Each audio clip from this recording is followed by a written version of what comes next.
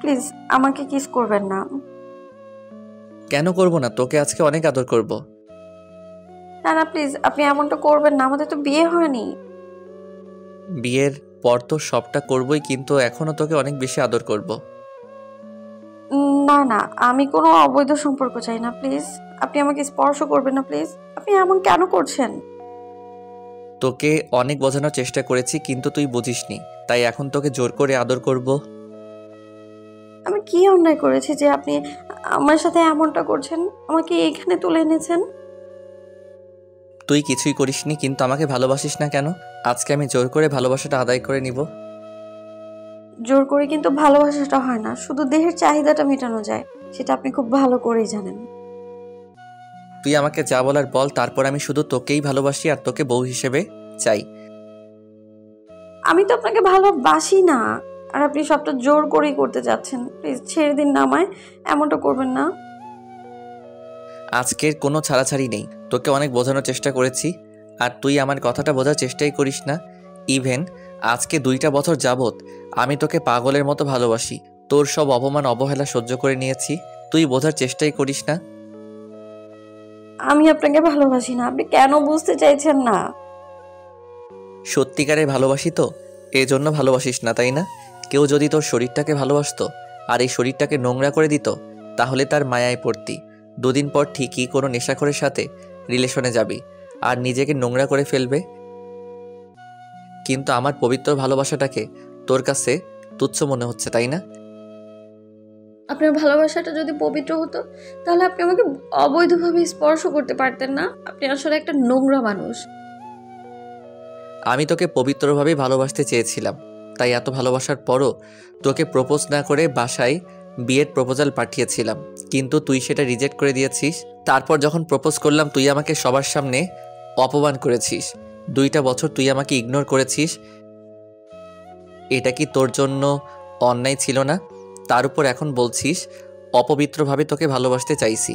তুই যদি সেটা ভাবিস তাহলে সেটাই, কিন্তু আমি তোকে ভালোবাসি, তাই জোর করে হোক আর যেভাবে হোক তোকে বিয়ে করবই, আর তোকে নিজের করে নিব।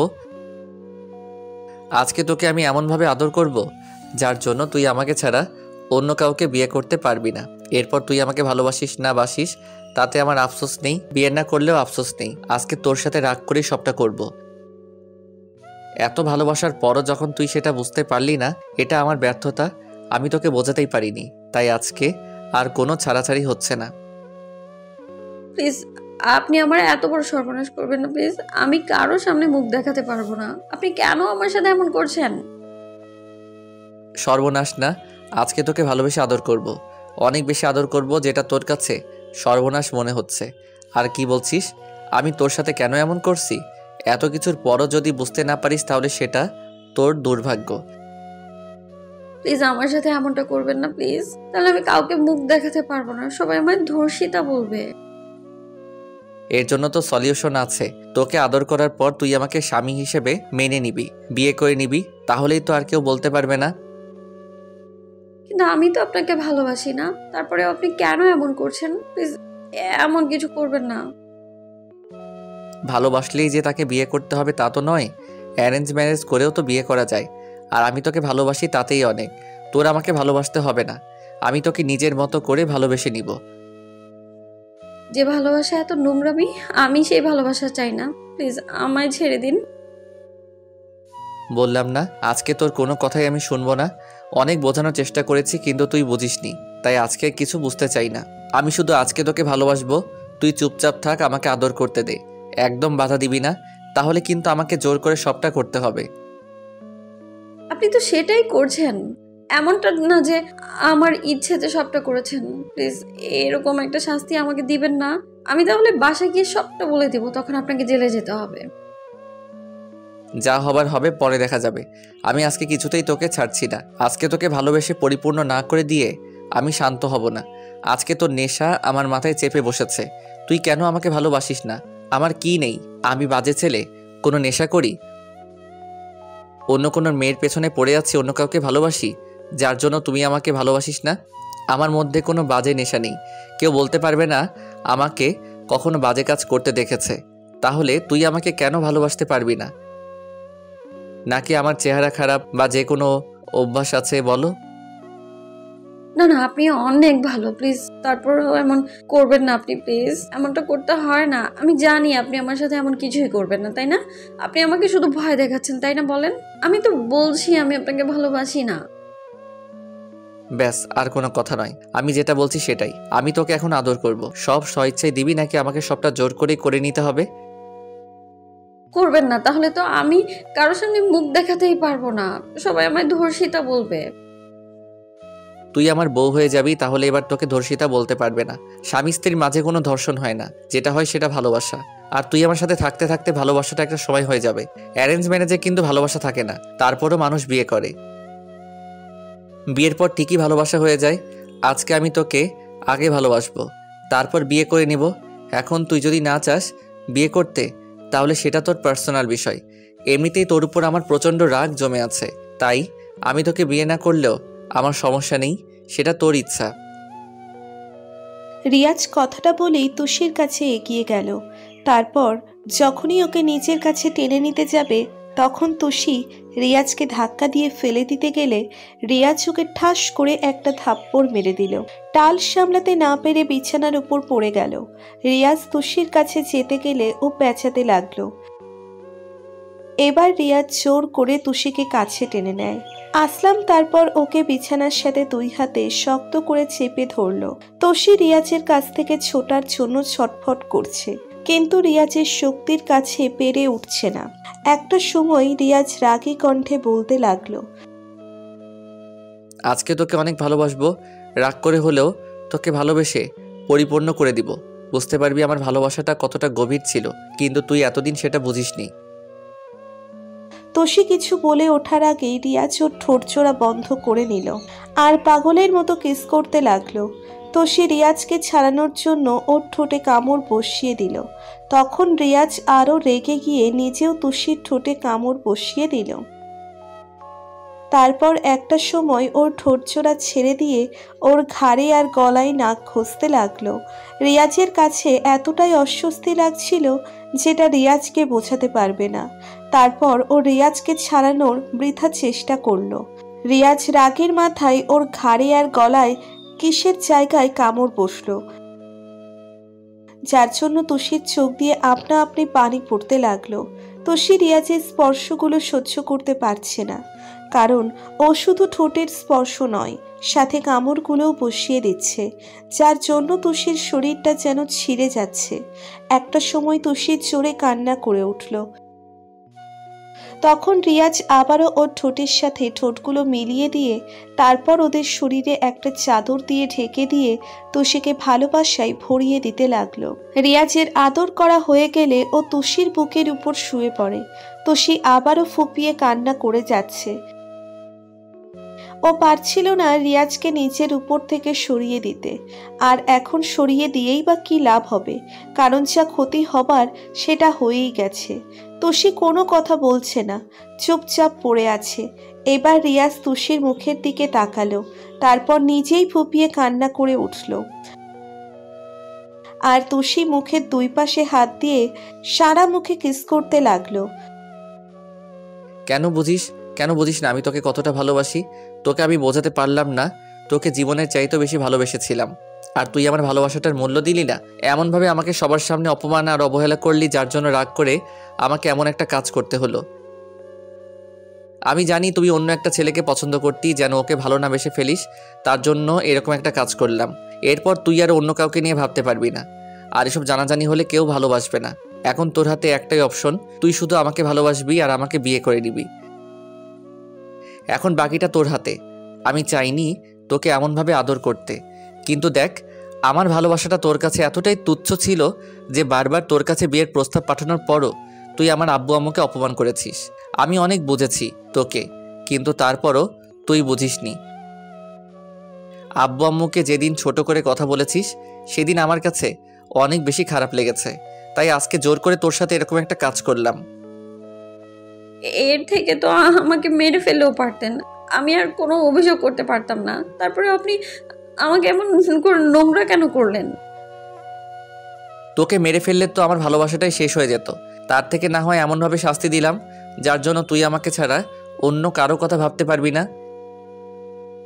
আপনি আমায় মেরে ফেললেও আমি নীরবে সবটা সহ্য করে নিতাম, তারপরেও আপনি আমার পবিত্র শরীরটাকে অপবিত্র কেন করলেন? তোষি কথাতেই রিয়াজ রেগে গেল আর মুখটা চেপে ধরে রাগী কণ্ঠে বলতে লাগলো, কেউ তোকে বিয়ে করবে না। তুই অন্য কারো কথা বলিস, তোরা আমাকে চোখে পড়ছে না? তুই আমাকে ভালোবাসতে পারবি না, বিয়েটা তো করতে পারিস, তুই সেটাও স্বীকার করবি না। এরপর তোকে কি করতে হবে বল? তোষি কোনো কথা বলছে না। এবার রিয়াজ ওকে ছেড়ে দিয়ে তারপর নিজেকে ঠিক করতে লাগলো। তখনই দরজায় কারো ধাক্কার শব্দ পেয়ে রিয়াজ গিয়ে দরজাটা খুলে দিল। খেয়াল করলো ওর কয়েকটা বন্ধু দাঁড়িয়ে আছে। রিয়াজ ওদের কিছু একটা বললে ওরা চলে গেল। তারপর রিয়াজ আবার তোষির কাছে আসলো। অনেক বেশি ভালোবাসি তোকে, কেন বুঝিস না?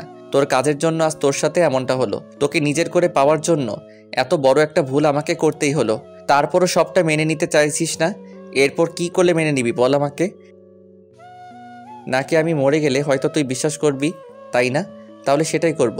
তারপরও একটাবার আমাকে ভালোবেসে দেখ। তোষি কথা বলছে না, বারবার ফুপিয়ে কান্না করে যাচ্ছে। ও বিছানায় হাঁটু গেড়ে বসে দুই হাতে হাত ভাঁজ করে রেখেছে আর কান্না করে যাচ্ছে। তোষির এমন কান্নাটা রিয়াজের সহ্য হচ্ছিল না।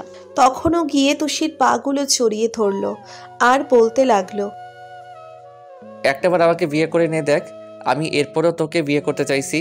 অন্য কোনো ছেলে হলে তোকে বিয়ে করতো না, ঠিকই তোর সাথে এসব করে তারপর নোংরার মতো তোকে ছুঁড়ে ফেলে দিয়ে চলে যেত। তারপর আমি তোকে ভালোবাসি, তুই কেন বুঝতে চাস না? আমি তোকে কত বেশি ভালোবাসি একটু বোঝার চেষ্টা করিস না তুই?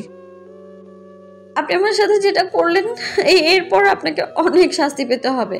এর জন্য সারা জীবন আপনাকে পস্তাতে হবে। দেখেন, আমি কখনো আপনাকে মাফ করব না, কখনো না। মাফ করতে হবে না, তুই শুধু আমাকে বিয়ে করে নে দেখ। আমি তোর সব কথা শুনতে রাজি। তুই শুধু আমার কাছে থাক, আমার বুকে থাকবি। দেখিস যখন তুই আমার বাবুরাম্মু হয়ে যাবি তখন ঠিকই তুই আমাকে ভালোবাসবি। আর আমি জানি এরপর তোর গর্ভে আমার বেবিটা চলে আসবে, তোর উপায় থাকবে না আমাকে মেনে নেওয়া ছাড়া। রিয়াজের কথাতে তোষি অনেক অবাক হয়ে গেল। তারপর কাঁপা কাঁপা কণ্ঠে বলল, আপনি এত কিছু কি করে জানেন? আমি এই সুযোগটারই অপেক্ষায় ছিলাম। আর যাকে ভালোবাসি তার সম্পর্কে এইটুকু জানতে পারবো না? আমি সবই জানি। আর তোর আব্বু আম্মু আমাদের বিয়েতে রাজি আছে। প্লিজ আমাকে বিয়েটা করে নাও, না হলে যদি আমার বেবিটা তোমার মধ্যে চলে আসে তখন তোমাকে অনেক অসম্মানের মুখে পড়তে হবে। তুই তো বেবিটাকে ফেলে দিতে পারবি না, ওর তো কোনো দোষ নেই। তুমি ওকে ফেলে দিতে পারবে বলো? জান, তুমি যত পারো আমাকে শাস্তি দাও, তারপরও বিয়েটা করো নাও, তারপরও বিয়েটা করে নাও। আমি তোমাকে ছাড়া বাঁচতে পারবো না, সত্যি মরে যাব। এর মাঝে রিয়াজ বন্ধুরা একটা কাজই নিয়ে চলে আসে। তারপর দরজা ধাক্কা দিতেই রিয়াজ আবার দরজা খুলে দেয়। রিয়াজ আবারও যখন তোষির পাগুলো জড়িয়ে ধরতে যাবে তখনও পাগুলো সরিয়ে নিল। তারপর রিয়াজের বন্ধুরা এসে তোষিকে বোঝাতে লাগলো। রিয়াজ কান্না করে যাচ্ছে। তখন তোষির মনে হলো ও যে ভুলটা করেছে তার মাসুলটা ওকেই শুধরাতে হবে। তাই তোষি ভাবলো যে রাগ অভিমান করে লাভ নেই। রিয়াজ যে কাজটা করেছে এরপর বাইরে জানাজানি হলে কেউ ওকে আর কখনো বিয়ে করবে না। তাই তো সে অনেক ভেবে চিন্তে বলতে লাগলো, এই জন্য আমি আপনাকে পরে শাস্তি দিব, কিন্তু আমি এক্ষুনি আপনাকে বিয়ে করতে চাই। আমি তো সব কথা শুনতে রাজি, তারপরও শুধু তোকেই ভালোবাসি। প্লিজ বিশ্বাস করো, আমি তোকে ছাড়া বাঁচতে পারবো না। তাহলে আমাকে এক্ষুনি বিয়ে করে নিতে হবে। আর আপনি আমাকে স্ত্রীর অধিকার দিবেন। বাসায় গিয়ে কি বোঝাবেন সেটা আপনি জানেন। আমার আব্বু আম্মুকে, আপনার আব্বু আম্মুকে সবাইকে আপনার রাজি করাতে হবে। তারপর আপনার বিষয়টা আমি পরে দেখে নিব। আমি তো বললাম তুই যা শাস্তি দেওয়ার দে, আমি মাথা পেতে নেব। তারপরও আমি শুধু তোকেই ভালোবাসি। তোষি জানে এখন বিয়েটা না করলেই ওকে পস্তাতে হবে, তাই বিয়েটা করে নেয়। তারপর রিয়াজের বন্ধুরা চলে গেল। তখন রিয়াজ তোষির কাছে এসেই ওকে বুকের সাথে খুব শক্ত করে চেপে ধরল। রিয়াজ এত জোরে জোরে কান্না করছে যেটা তোষির সহ্য হচ্ছিল না।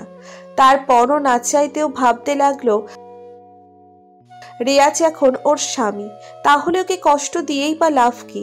আর তাছাড়া এরকম একটা কাজ করছে, হয়তো ওর উপর তোষির রাগ থাকবে। তারপর একটা সময় রিয়াজকে স্বামী হিসেবে মেনে নিতে বাধ্য হবে।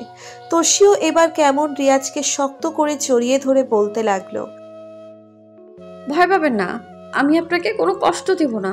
আমি তো ভয় পেয়ে গিয়েছিলাম যে এরপরও আপনি আমাকে বিয়ে করবেন কিনা, কিন্তু আপনি আমাকে এত ভালোবাসেন যে আপনার ভালোবাসাটাকে উপেক্ষা করার শক্তি তো আমার নেই। আর কখনো এরকম ভুল হবে না। দেখো, শুধু তোমার জন্যই আমি এরকম একটা কাজ করেছি। এখন থেকে অনেক বেশি ভালোবাসবো। আমি জানি সেটা। আমাদের ভিডিওটি কেমন লেগেছে তা কমেন্ট করে জানাতে ভুলবেন না। আর ভিডিওটি যদি ভালো লেগে থাকে তাহলে একটি লাইক করুন আর সাবস্ক্রাইব করে আমাদের পাশেই থাকুন। ধন্যবাদ সবাইকে আমাদের পাশে থাকার জন্য। আল্লাহ হাফেজ।